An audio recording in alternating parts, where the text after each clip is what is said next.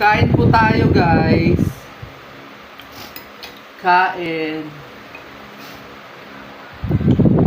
Ang ating ulam ay chicken.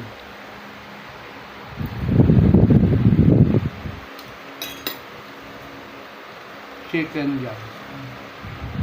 Ganun ang ating ulam ngayon, guys. Guys, inuubo ako.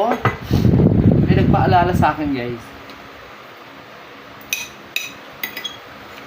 Kain.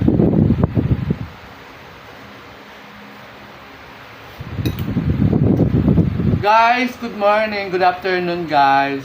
Sa mga followers ko po dyan nasa ibang bansa, guys. Maraming salamat po. Sa walang sawang sumusuporta po sa akin. Kaya nyo po, guys. Yan yung mga stars na yan po, guys, na pinamimigay nyo sa akin. Pamamahagi ko